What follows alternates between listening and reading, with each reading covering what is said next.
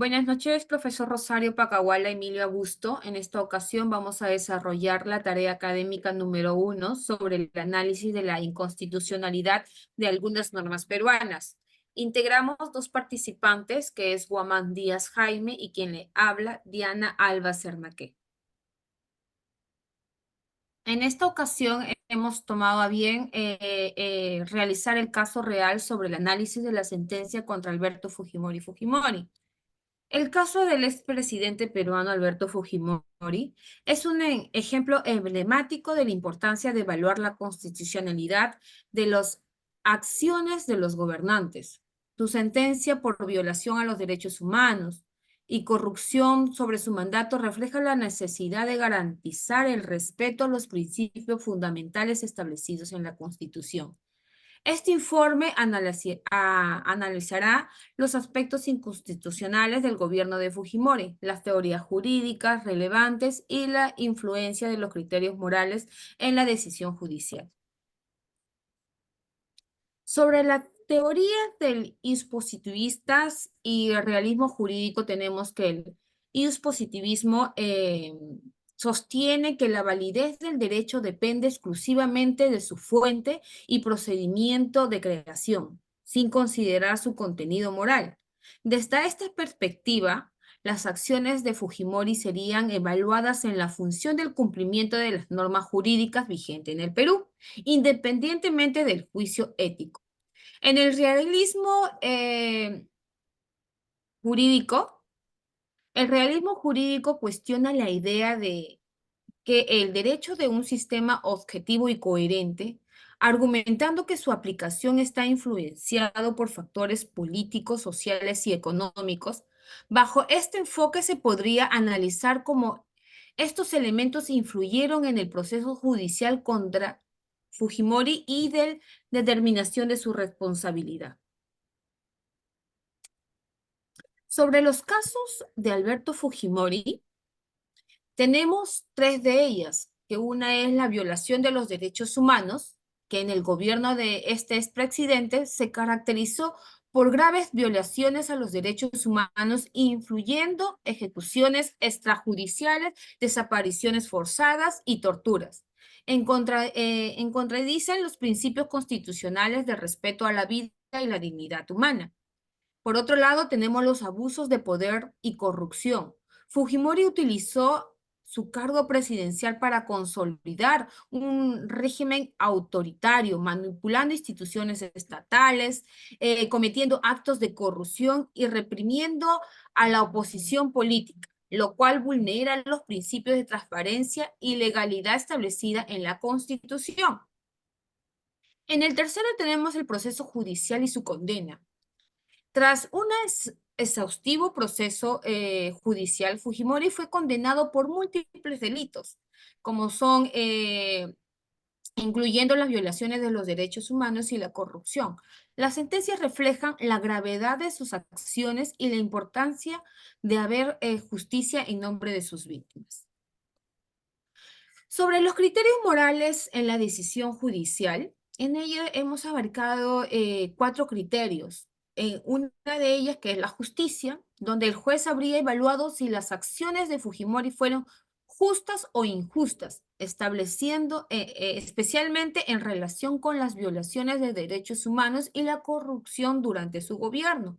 En la segunda tenemos los derechos humanos, que es los principios fundamentales de los derechos humanos, habría sido una consideración moral importante para que el juez, al pronunciarse sobre las graves violaciones cometidas por Fujimori, diera su sentencia. El tercero es la legalidad y la ética. El juez habría evaluado si las acciones de Fujimori cumplían con las leyes y con la Constitución, así como los principios éticos de prioridad y transparencia en el ejercicio del poder público. Y por último, sobre los intereses públicos, ¿no? El impacto de las acciones del expresidente en bienestar de la sociedad peruana habría sido un criterio moral relevante para determinar la gravedad de sus delitos.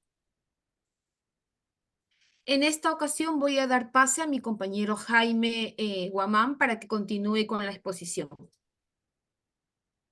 Muy buenas noches. Continuando la exposición, tenemos el análisis desde las teorías positivistas y las realistas. El positivismo excluyente de Kelsen, desde esta perspectiva, la validez de las acciones legales contra Fujimori se basarían en el cumplimiento de los procedimientos y las normas jurídicas establecidas, independientemente de las consideraciones morales.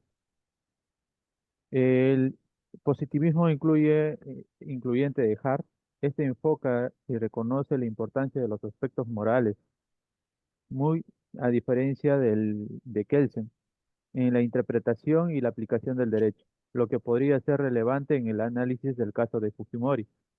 El positivismo crítico de Ferrajoli, desde esta perspectiva se daría gran importancia a la protección de los derechos humanos y criticaría el abuso del poder cometido por Fujimori.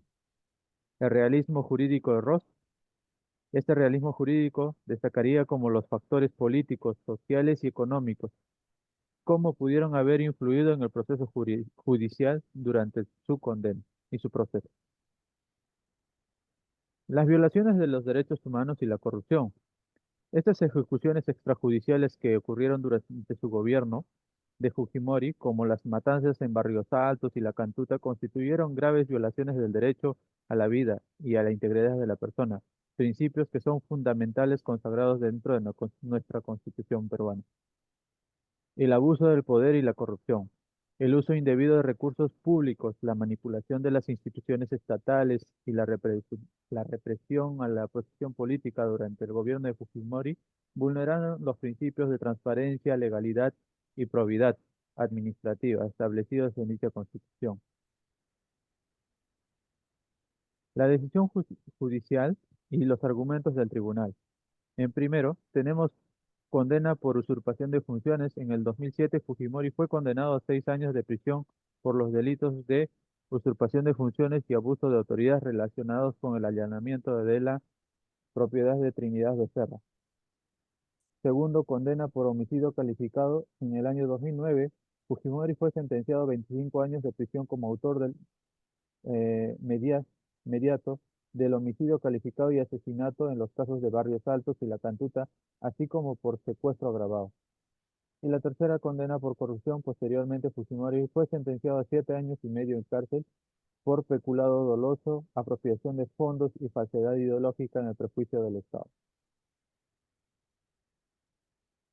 Nuestras conclusiones. Dentro de la justicia y de la democracia, la sentencia contra Fujimori fue presentada un avance en la lucha contra la impunidad y la consolidación de la democracia en el Perú, al establecer responsabilidades individuales y enviar un mensaje claro sobre el respeto de los derechos humanos. Así también tenemos el fortalecimiento institucional. En este caso se destaca la importancia de fortalecer las instituciones democráticas, promover la independencia judicial y garantizar el pleno respeto de los derechos humanos en todas las instancias del Estado. La transparencia y la rendición de cuentas. La condena de Fujimori también subraya la necesidad de fomentar una cultura de transparencia, probidad y rendición de cuentas de la gestión pública como pilares fundamentales de la democracia y el Estado de Derecho. De las, del siguiente caso podemos dar las siguientes recomendaciones. En el caso de fortalecer las instituciones democráticas sería promover en esencial la independencia judicial porque se ha visto en muchos casos que ciertas personas con las influencias políticas que tienen, este, pedir un apoyo o ver de alguna manera para poder eh, influenciar en los procesos judiciales, ¿no? Combatir la corrupción. Esto garantizaría de hecho la protección de los derechos humanos y una justicia debida para todos. Promover la transparencia de las gestiones públicas. Esto fomentaría una cultura de respeto a la legalidad y la democracia. De hecho, que todo documento o toda acción debe ser público, de público conocimiento del pueblo también, ¿no? Tenemos nuestras bibliografías. Como fuentes legales tenemos la Constitución Política del Perú, el convenio de la OIT de 169, Código de la Minería.